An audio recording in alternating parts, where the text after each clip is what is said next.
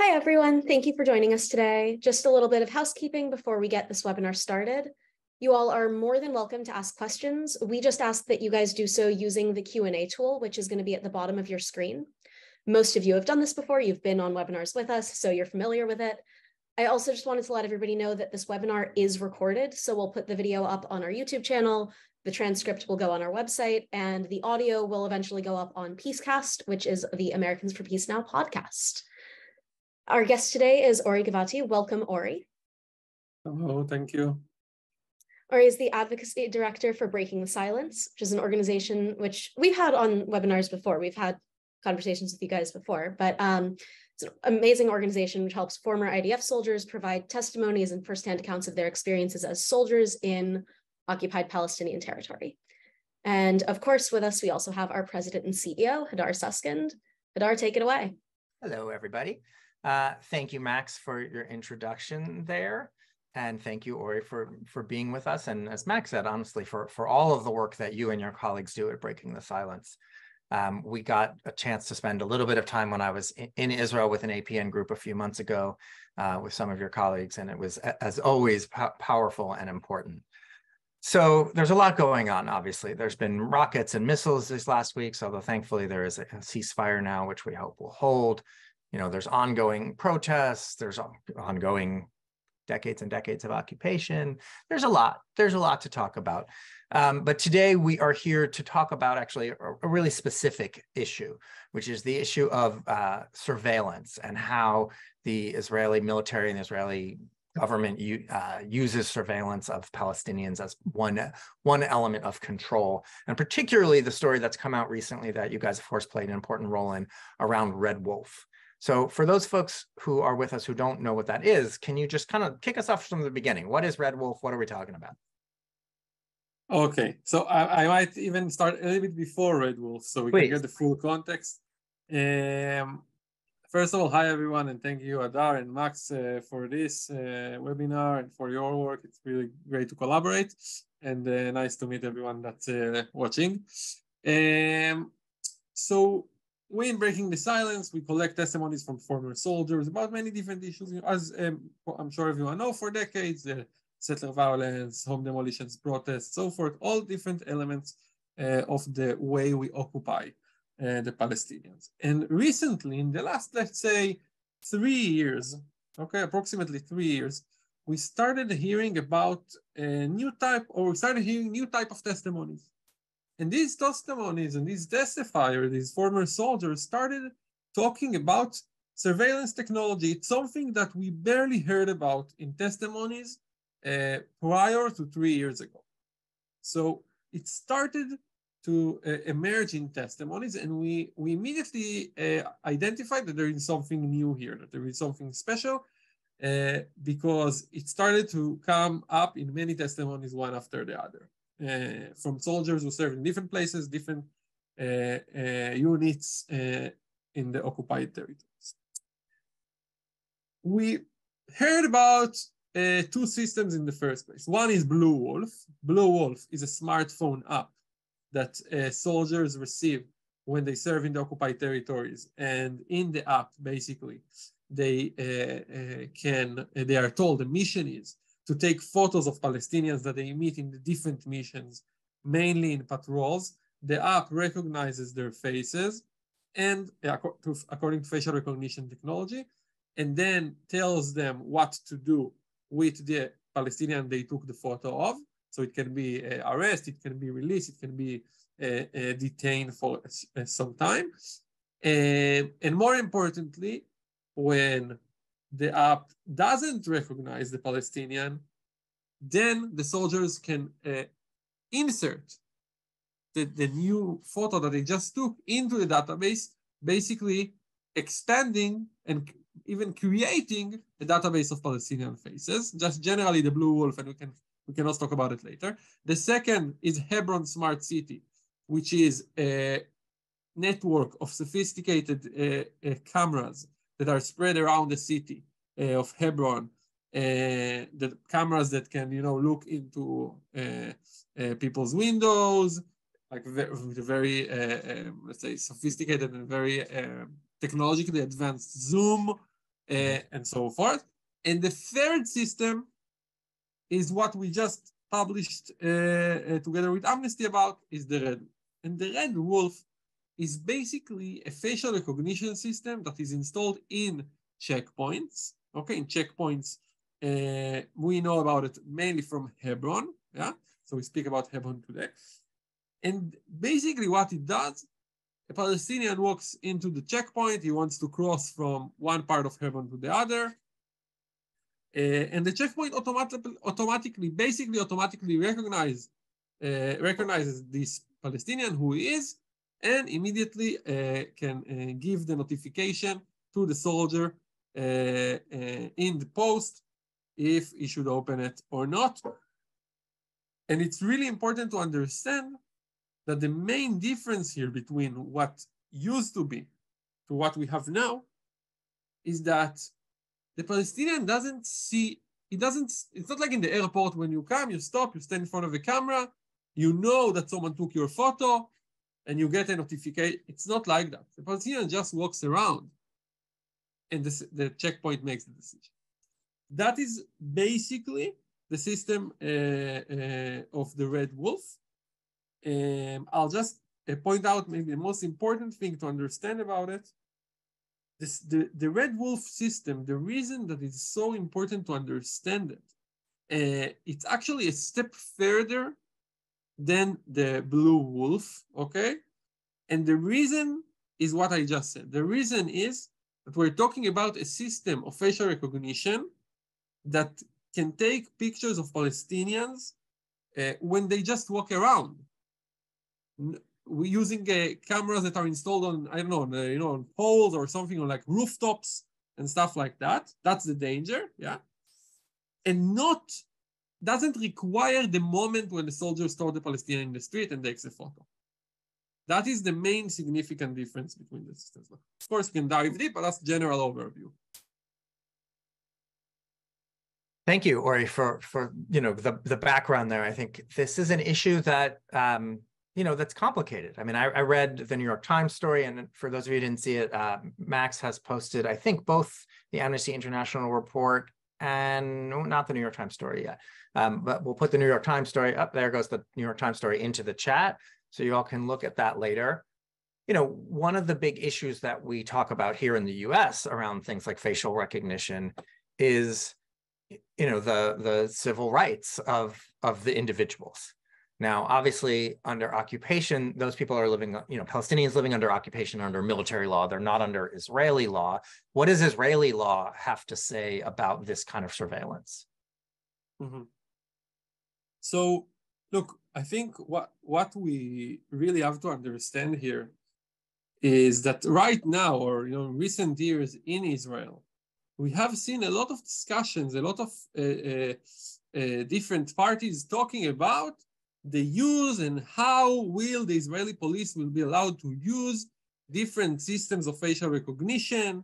And there is, I'm not an expert on all this specific legislation that are trying to pass. There is a specific system, for example, that is operating already that can recognize license plates kind of all over. Yeah, so they can know wherever you are, whenever they want, basically. Yeah, this is something that's happening right now in Israel.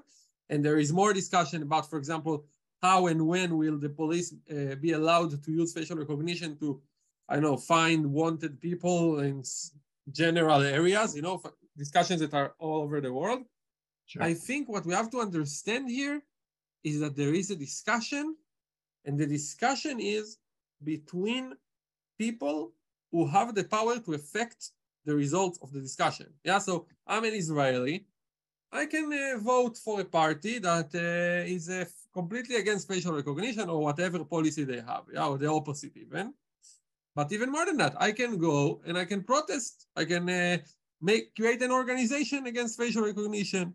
I can, try to use different ways to refuse all of these different tools that exist right now in Israel within the discussion about facial recognition technologies are completely absent when we talk about facial recognition for Palestinians. Yeah, so first of all, no, you cannot refuse. Yeah, it's not like you can walk in the checkpoint, tell them, no, I want to use the old system, and according to that system, you'll tell me if I pass or not. Yeah, that's first of all. But also, you will not refuse a group of 4 soldiers fully armed in the middle of the street that want to take your photo.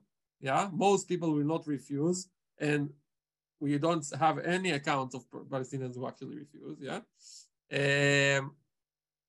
and more broadly, Palestinians can't vote for the military commander that decided that this will be the system that will be used, and they also cannot protest against it. They can't start an organization against it. They can basically can't, of course they can't create a protest on the ground against it.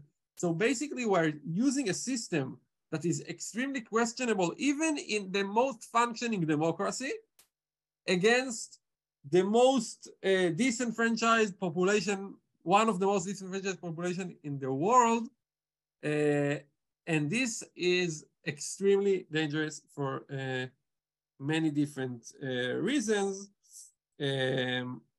I'll go on. I will add some facts. Well, I was going to say, so let's talk about what some of those reasons are. I mean, there's we sort of touched on, there's the obvious lack of rights, right? They don't have the opportunity to, to refuse this or to acquiesce to it. It's happening to them. But beyond that, what are the dangers of this system? What are the things that, you and Breaking the Silence and Amnesty and everyone else who's speaking out against this are most concerned about? And just 1 second, while you're thinking about that, I just want to remind everybody, Ori and I are chatting, but we want to get your questions in here also. So use that Q&A function at the bottom to type in your questions, and then we will do our best to answer them. Yeah. So. Okay, so there are 2 different, maybe I can say, paths that are dangerous here. Okay, the first path is the issue of privacy rights. Yeah, and by the way, this is the issue that we are in Breaking the Silence, less our expertise. That's why we also work together with Amnesty about this, that's their expertise. And there are different dangers. For example, I am a soldier. I walk around in Hebron. I take a photo of a Palestinian. He tells me this guy's wanted for, a violent attack in Tel Aviv. I arrest him, but wait, the system, the facial recognition system made a mistake. It's not even this guy, it's his brother, or completely not related to him and just made a mistake. Yeah, that's the first very classic danger of this kind of systems. The second is that we're creating a database of people's biometric information, which is the most private digital possession kind of that we can have on the Palestinians. Yeah, we're creating a huge database without almost any checks and balances of where this database is held. And the issue of databases of biometric information is one of the main issues in the discourse about this topic around the world. Yeah, how can we make sure that the database is safe, that is not leaked, that different powers cannot use it for the wrong reasons and so forth. Yeah. So we have this database, and no one even knows where it is, and Israel doesn't need to tell anyone where it is, and no one is, we don't know, like we really don't know right now, where is this database, who is protecting it, and forget about us, the Palestinians don't know. By the way, they don't even know about the existence of the system except living their day-to-day life. But it's not like someone told them, hey, from now on, we hold your biometric information, It's not, there is no element like that. Okay, so that, so we have the database, we have the mistakes. And third is the invasion of privacy, right? The deterioration of this kind of systems that is very safe to assume, unfortunately, that we will see. Yeah, is that, and I'm just saying it a bit, I'm saying it a bit reserved because we don't have testimonies about what I'm going to say. So I'm saying about the possible danger, but we don't have testimonies about yet. Yeah, and I hope it will not. I hope I'm wrong, but it looks like this is the trajectory. Yeah, we can follow people, right? So I don't know, I want to go somewhere. I'm a Palestinian. I want to go somewhere for the first time to meet my relative, and he lives next to someone who is wanted. I start out of the blue to visit this place once a month. Now the systems can know that. They follow me. And Israel might think, oh, this guy started visiting this, I don't know, a place where they make bombs, even if I'm not related to that at all. For example, it's just an example. It can be also way worse than that. It can be, oh, this guy, we are seeing him going to LGBTQ clubs that we know because we have intelligence that this house is a house for LGBTQ. So now we can use this information that we have on him in order to extract information from him. For example, like there are so many different dangers to this level of invasion to privacy.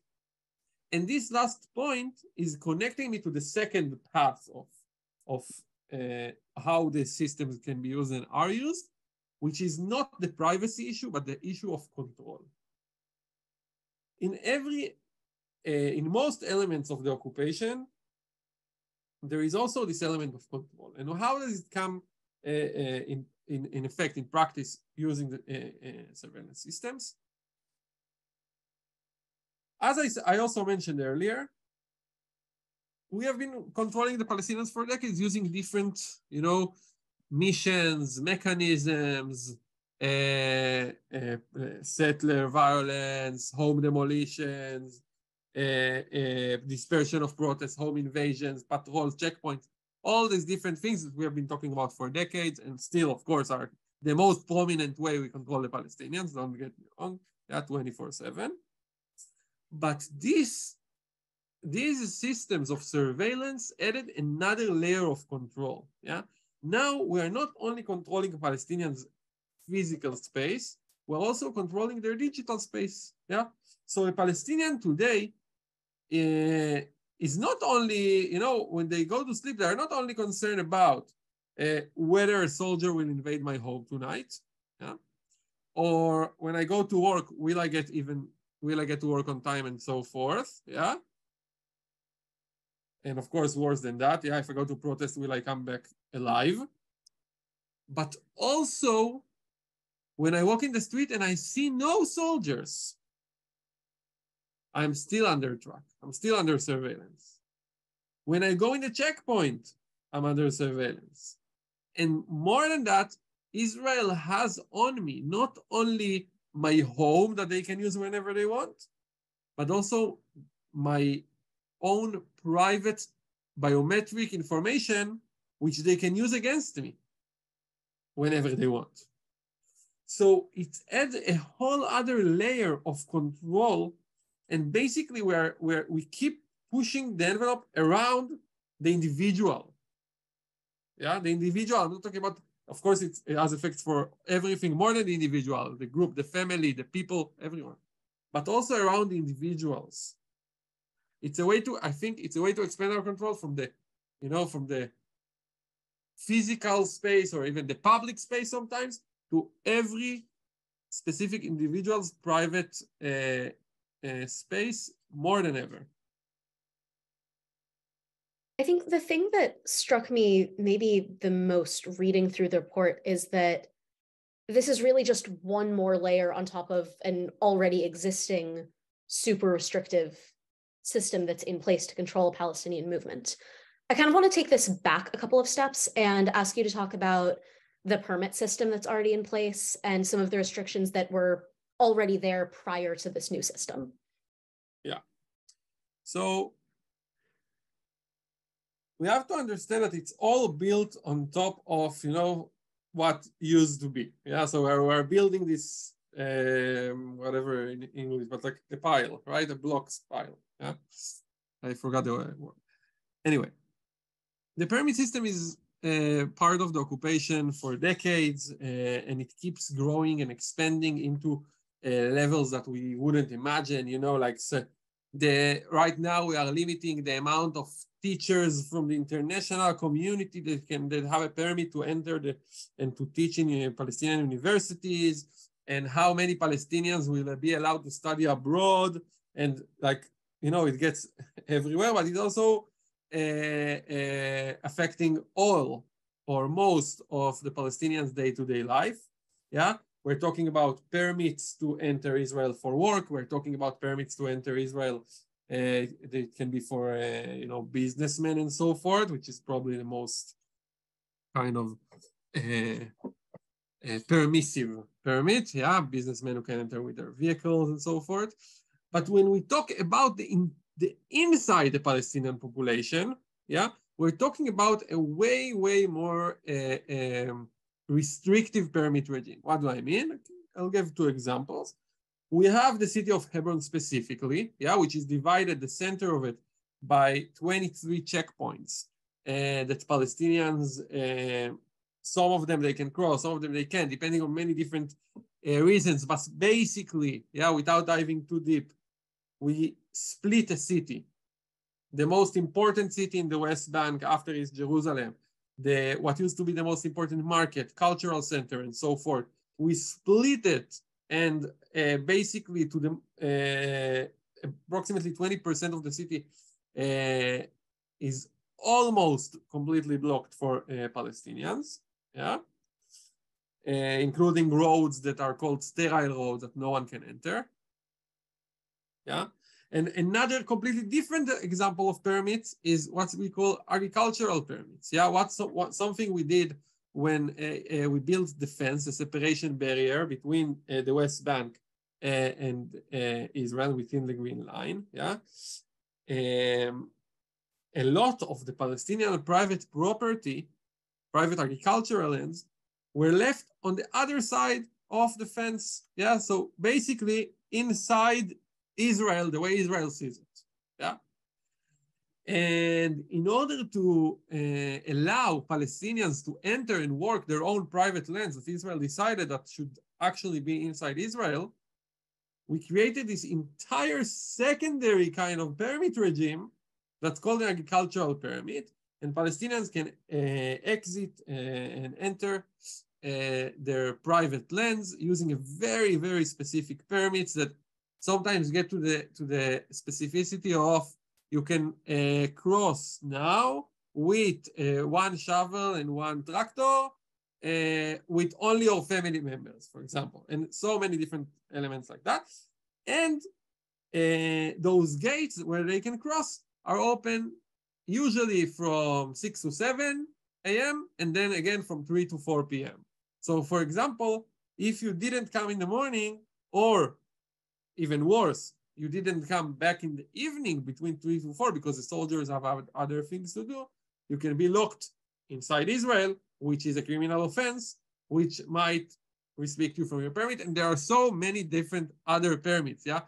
So the permit regime is one of the main tools of control over the Palestinian population way before surveillance. Yeah, and by the way, for anyone who is interested, we published recently a booklet about the civil administration, which is responsible, one of the bodies responsible for this permit regime. Yeah, so you can have a look, and Max, maybe we can put the link. It's in our website. I can put it later also. And the surveillance issue just expanded this permit regime into a whole other level of restrictions, and not only of the restrictions, but also the way it's done, which is way more invasive to Palestinians' lives.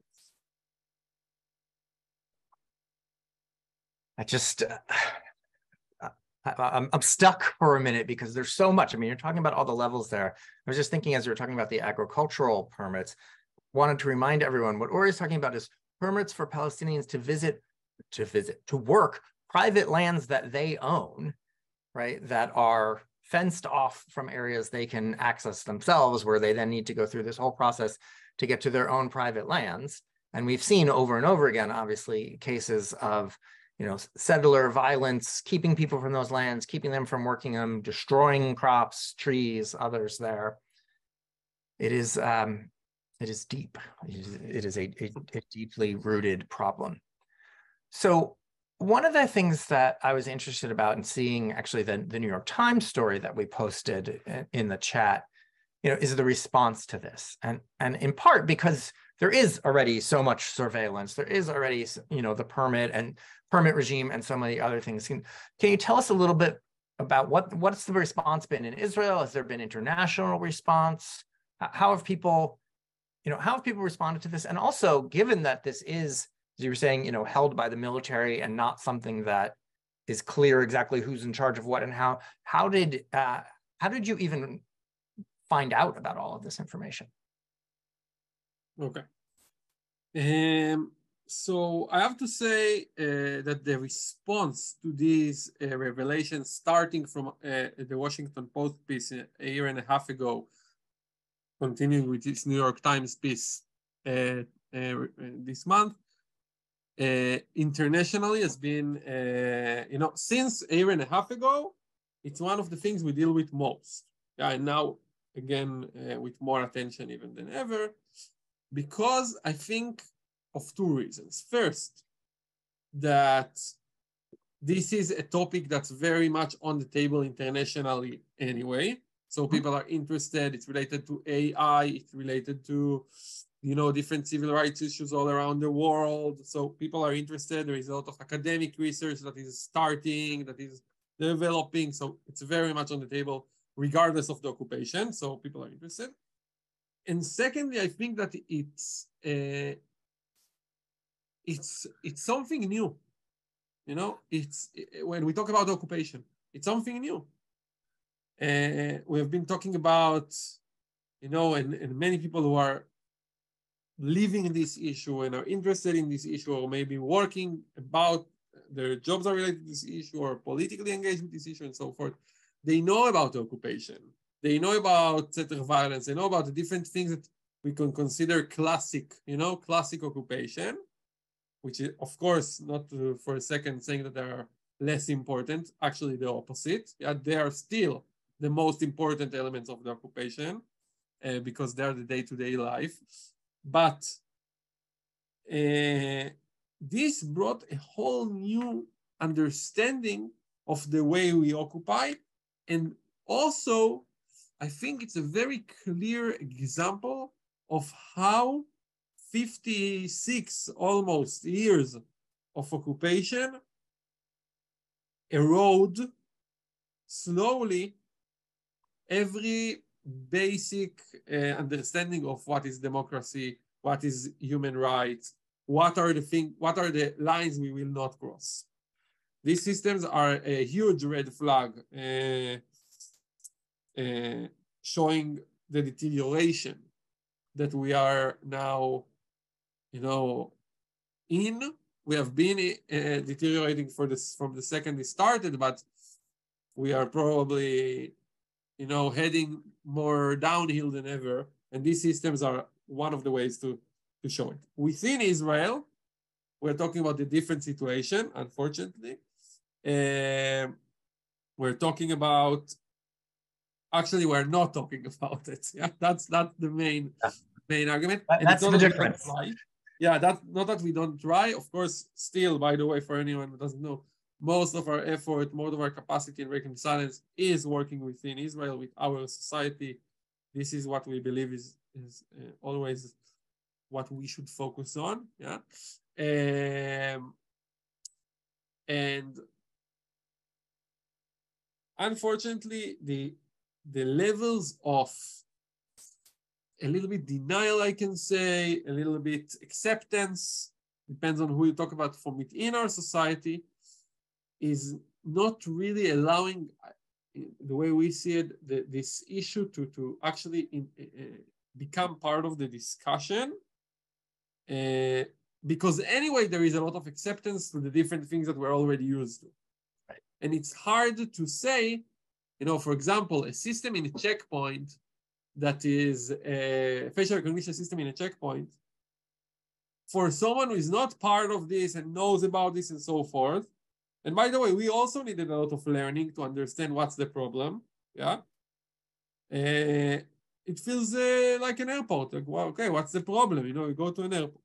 You go to an airport, there is facial recognition there. So why are you against this suddenly? This kind. And it's hard. It's hard to take the discussion to these directions. With that, I would say we're definitely also here talking about it more and more, hearing about it more and more. I believe that it will become part of the discussion the more this advances without any breaks. So I want to hand it to Max in a second for a question, but just, while you're saying that, I just want to follow up that, I mean, that's one of the reasons we're doing this webinar, is that sometimes you read about something, related to occupation and, the horrible treatment of the Palestinians. And you look at it and you go, oh my God, this is unbelievably horrible. We have to do everything we can.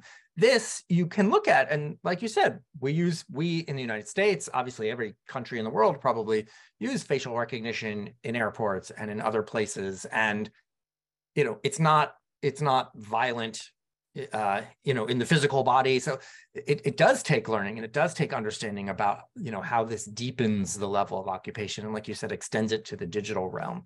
So again, that's one of the reasons that we are doing this webinar today, so that we can learn more about it and everyone who joined us can learn more about it. Max, I know you had another question for Ori. I do, yeah. So one of the more consistent through lines between all of the articles, the report itself, various conversations I've had with friends and colleagues who also follow this stuff, is that it's not just that the surveillance systems make it more difficult for Palestinian daily life, though of course that's true. It's that it's not even difficult for Israeli soldiers to take the photos, to make that happen. And it's not even that, it's that there are incentives attached. And I think that's something that has sort of been pushed to the side in some of those conversations, is that there are incentives. There's sort of a gamification of it all happening. Would you mind talking a little bit about that, and sort of not just how it makes things more difficult, though of course it does, but the ways that it's made so easy to put in place? Yeah, definitely. First, maybe I'll explain a bit more about how is it gamified. Yeah, so we have we have testimonies about the two systems, about the Red Wolf and the Blue Wolf, about basically the competition. So in the Blue Wolf, it's like a smartphone app. By the way, there was a release of how it looks like by a website, Ynet, that they got the video of how the app looks like. And there is a page in the app. The icon is a little trophy. And when you press the trophy, you see a list of the units of the West Bank. You see a number. And this number is basically the photos, the amount of photos that these units took during the week of Palestinian faces. And the first, second, and third units every week get a prize. So a nice dinner or going back home early and so forth. And we heard similar testimonies about the Red Wolf. Okay. The Red Wolf is not an app, so probably was done in a different way, but a similar kind of maybe incentive for the soldiers. Now, this is done, I think it shows us two things. First, it relates to what I just said. We are completely blind as a society and also as an occupying power to what we're actually doing. When I explain what I just explained, it sounds insane to me, yeah? But when I think about it as a soldier, when I was a soldier, last time I served occupied territories myself was 7 years ago, okay?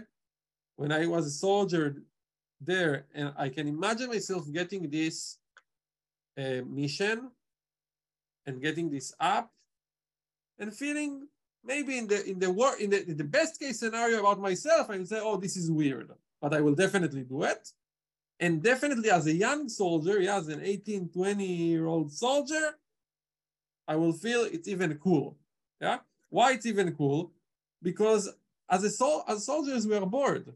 The only thing you want is action or something new. Yeah? What is a patrol? It's 8 hours. You walk in a Palestinian neighborhood where everyone hates you with your weapon, and it's heavy and you have a bag and so forth. And you just want it to end, or you want something interesting to happen, yeah? So when you get these kind of missions, yeah, take as many photos as you can. You might get a nice dinner if you are the best unit in the West Bank and so forth. It simply makes it interesting for you, yeah? So I think from the soldiers' point of view, this is very prominent.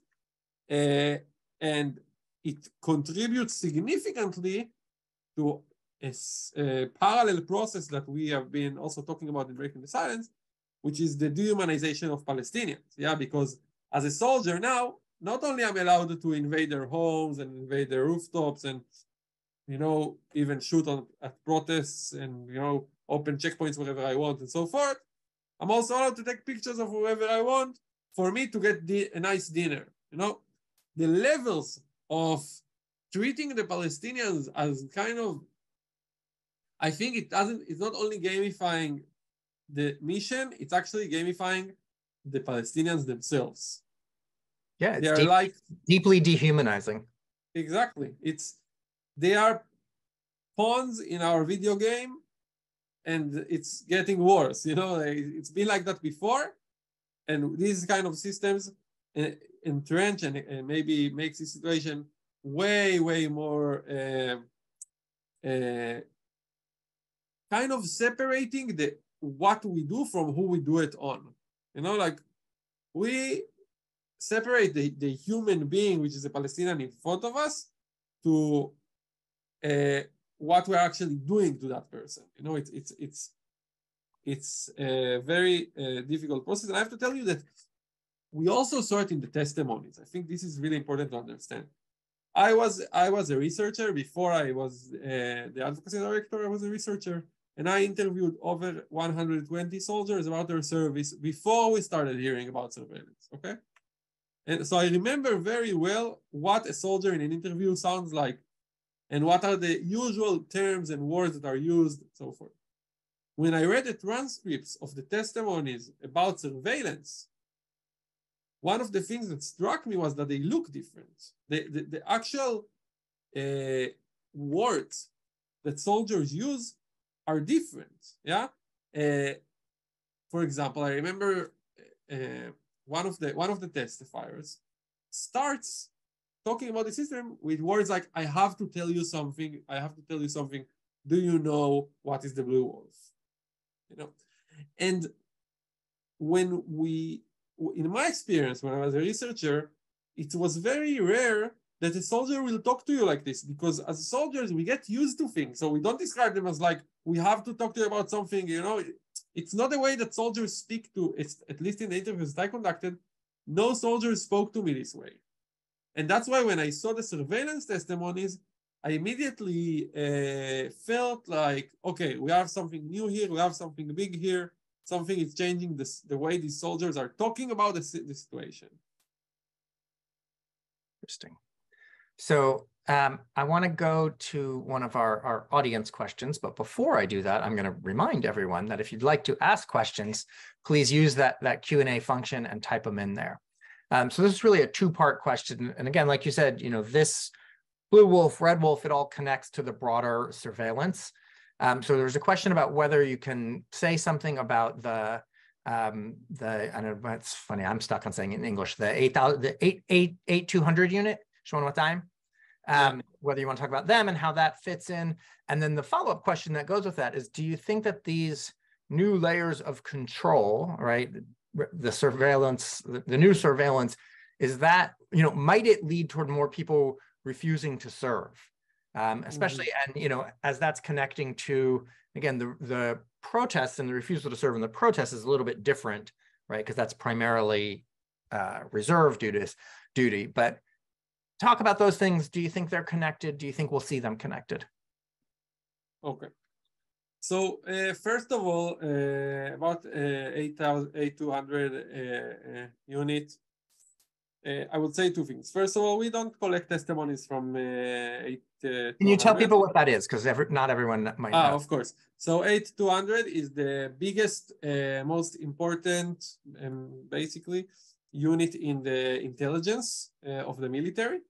And, not from testimonies, but it's very, the things that they do in different ways, maybe in different units, names, and so forth. But generally, listening into calls, by the way, not only of Palestinians, also, other enemies of Israel and so forth.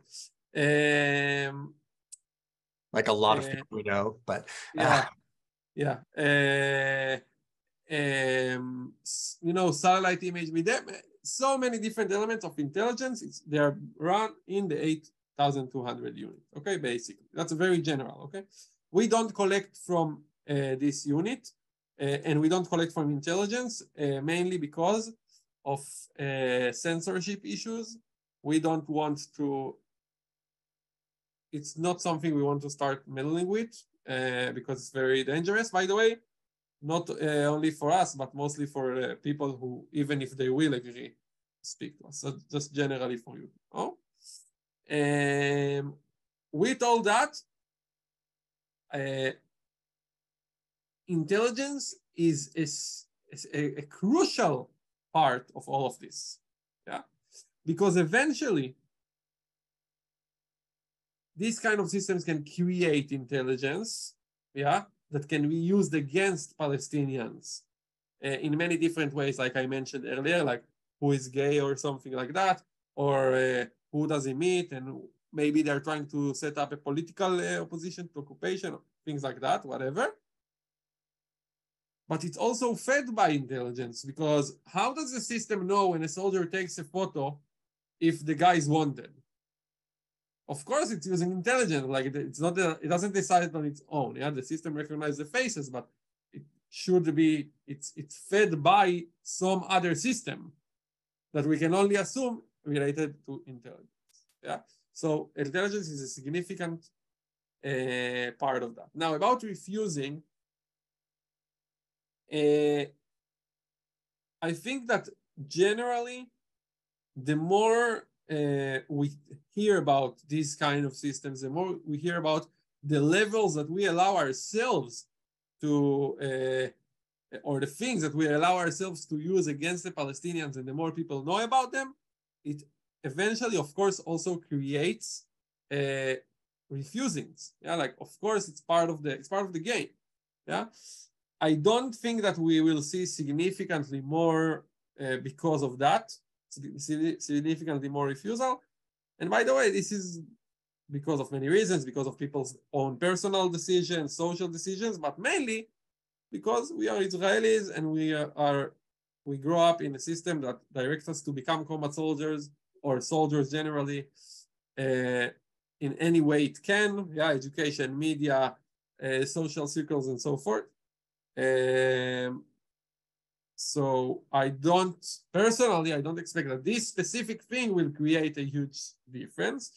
I do want to connect it to Ada, what you said about the protests. It's very significant. I'll actually throw in a link. I just published a piece about this specific issue, about the relationship between the surveillance and the protests. So I'll throw in it in the chat. I wrote the link in the chat, but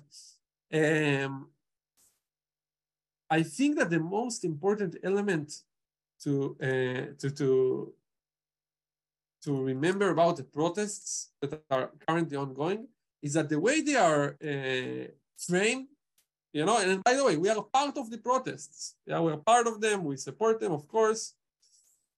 The way they are framed by our friends, our society, is we are resisting dictatorship. Yeah.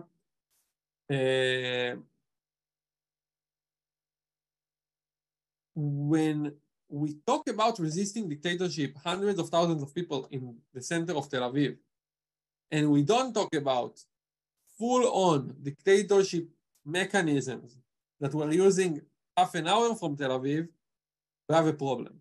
We have to understand that these issues are directly connected, and that we will never ever really find justice within the green line and real equality and so forth, which is what the protests are actually, you know, calling for, without talking about the dictatorship that we're enforcing on the other side of the agreement. So I spoke about it in this piece. I encourage everyone to have a read in the Daily Beast. So I see Max just sent it. Thank you. Yeah. I mean, ultimately that comes down, you know, what you were just talking about, comes down to what I think has been the main slogan of the anti-occupation bloc in the protests, which is there's no democracy with occupation. And it's true. And there are many people in Israel who are, fighting for Israel's democracy while ignoring that. But ultimately, that's a simple truth. And sooner or later, it is going to have to be recognized more broadly. Yeah. I want to back up for a moment to the question about refusing army service, because while for what it's worth, personally I agree with you. I don't think this issue. I don't think there are hundreds and thousands of Israeli 18-year-olds saying, "Wait, Red Wolf, I'm not going to serve." But I do, just anecdotally from my own friends and their kids who are doing going to their army service now. I'm hearing more people who I know who I wouldn't have expected, right? Not people who have been lifelong anti-occupation activists or things like that, and I'm talking about people doing their mandatory service now, those 18 and 19-year-olds, not the reservists, who are either refusing, or a number of people I know who are, kibbutz kids who were always, the elite units, et cetera, who don't want to be combat soldiers, who are doing other things, who are still doing their service. And it does feel, and again, this is 100% anecdotally, but it does feel to me like there is more of that happening. And I wonder if you think that's true, if you think it's not true, do you have any actual, numbers and facts behind those anecdotes? Is there changing in, both the willingness to serve or the willingness to serve in combat units, et cetera? Interesting. So first of all, really, really interesting to hear the real numbers, and I'm sure some point this year, because every year there are some numbers published by some poll or something like that can learn from. I think we are seeing something very interesting.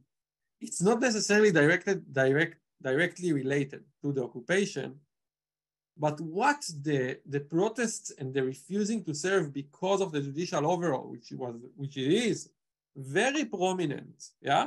Basically, pilots, combat soldiers, intelligence, so many different units and so forth are saying, if you're passing the judicial overhaul, we are done. Yeah, it's reserves. Okay, it's reserves.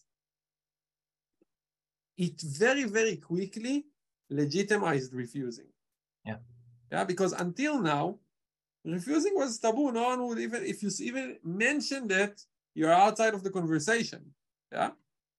Now, even though it's on another topic, it's legitimizing this, by the way, very important, very, good way to non-violently protest something you care about. Yeah, so I think it's very important, first of all, that we have this legitimization. Now, this legitimization, it cannot be separated from refusing the occupation, right? So because it's way more difficult now to say to people that are refusing, no, this is not legitimate because it's because of the occupation. But if it's because of the judicial overhaul, it is legitimate. These kind of distinctions are very difficult to make, and I think they are wrong, and also not, it's not legitimate to criticize this way, because you can choose for people what to protest about. You can tell them, I think that this way of protest is not a legitimate way, but once you did it, you can tell them why they should do this or not do it. So I think this legitimization is very important.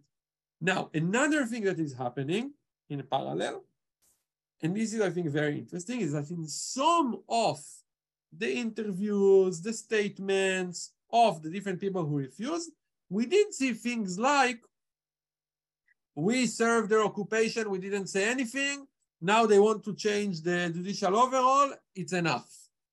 So it does show us that some people are starting to think differently. They're saying, I already served something that I disagree with. Yeah. So why should I continue doing that when they keep going way further, and so forth? And I think those are really, really it's just like small signs that are, the numbers are still very, very small. And by the way, I don't think that we'll see a massive refusing movement because of the occupation. But I do believe that if the judicial overhaul moves forward, it might have an indirect outcome, which might start to affect also the occupation itself and the way people see the occupation. but we're very, very far away from that point. I agree. I think, I think we're still far away from that point, but it's been fascinating to me both being there for a few weeks of protest and talking to people, and then just talking to folks about it from here, that there are a lot of people who I think are in that main part of the protest movement, not the anti-occupation bloc. They're not there to talk about occupation. They're there, honestly, bluntly, to defend their rights as Jewish Israelis, right? But I've heard over and over again from people that it's making them think about, talk about, learn about the occupation. That, where Netanyahu succeeded with the separation wall a long time ago now in sort of creating the bubbles and letting so many Israelis go about their lives without thinking about the occupation, that the fact that the anti-occupation bloc is part of the protest movement and the fact that they're discussing democracy like this, I think is moving that conversation forward. And it's not enough and it's not fast enough and everything else, but I do think it's actually very powerful because it's showing that there is this population that can be motivated and mobilized, and that this population, slower than we would like, but that this population is starting to engage more around this issue also. I agree, and I think generally this moment, these few months are very, I look at them in an optimistic lens. I would like to mention in this webinar, that one of the most important ways to connect our society inside Israel to the occupation, to these protests, to connect all the different dots, is the international community. Because when the international community are saying, and especially Jewish diaspora, but also general international communities are saying, resist the judicial overhaul and resist the occupation, they are not separate entities. Yeah, they're the same. They're part of the same processes. Yeah, who is promoting the judicial overhaul? The same people are promoting annexation and apartheid, right? So, yeah. Even the international community says that it has a lot of ripple effect within the Israeli society. And right now, in this moment in time, there is a lot of Israelis that are looking towards the international community. So especially Jewish diaspora, but also international community. And it's really important that there we will see this kind of connections. So this is also something we work on a lot internationally and also internally. So on the topic of the international community and perception of what's going on there, I think I want to pull a question from the chat. Just what is your stance and your opinion from what you've seen on the surveillance state and the way that that's impacting people, having an impact on the general public, both in Israel and outside, everybody's views on perceptions of the conflict? I'm sorry, something cut off. Can you re-ask me the question? I sure can. Sorry about that. There is a siren outdoors. So what is your stance and your opinion? This is a question from the chat on the way that all of these articles coming about surveillance and the state of what surveillance looks like in Israel and in the occupied territories right now, having an impact on the general public's views, both in Israel and internationally, on what the conflict really is and on what the occupation really looks like. I think the more we detach ourselves from things that are very easily explained by security, we are making it more difficult to explain the occupation, right? Because when you open a checkpoint, it's very easy for Israel to say this is for security reasons, right? By the way, of course, again, we question that. We don't believe that most checkpoints are for security reasons and so forth. But just for the sake of an example, it's very easy to say this is for security reasons. Because we need to stop this guy from reaching this place, or because we have intelligence on this car that is going to bring a bomb to that village and whatever. The more we do things that are detached from this kind of very clear explanations, it becomes way more difficult to explain what we are doing here really, right? So you can very easily say, okay, a facial recognition system in the checkpoint, you can justify it in some ways, and Israel tried, yeah? But what is very difficult to justify is the game. Why are you sending soldiers to play in taking photos of Palestinians? Yeah. And then when you dive deeper, yeah, why are you even creating a biometric database of people in their village? Like, it's not people who have a permit. It's not people, like, there is no reason for you to know this kid's biometric information. Yeah, that I haven't mentioned today, but we're also talking about photos of children, yeah? And anyone not related to what they did and so forth, who they are. I think these kind of systems are another step in that direction. And therefore, I think that they are another way to explain the absurdity of the security justification, which is the most important justification that Israel uses in order to say, we know it looks bad, but it's all for our security. Yeah, that's like the classic thing you will always hear from Israel. But this doesn't justify everything. You can justify that. You can justify using security anything you want. And these kind of systems are extremely difficult, especially when simultaneously the entire international community is talking about how we should not use or limit the use of these exact same systems. And when we talk about this, the regimes that do use these systems, yeah, the most classic comparison that I heard from experts, yeah, not from me, was from specific things that China does. Of course, China does way, way more extensive. I'm not comparing, but do we want, I'm now talking about Israeli, yeah? This is what we want, like, we are going to be in the same family with China and Russia, like, this is what we want. This is the trajectory we're going towards. So yeah. I think we all have to understand that and work against it. Yeah.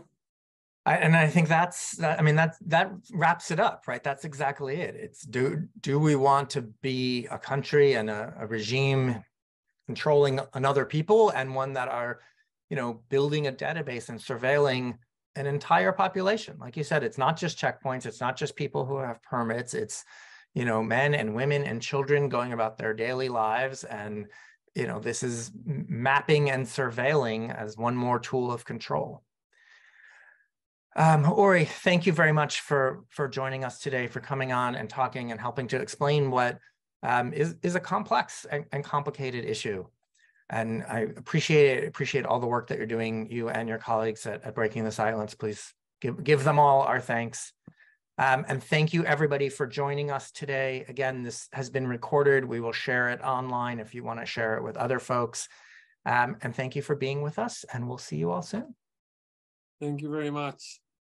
Okay, bye, Ori. Thank you, Max.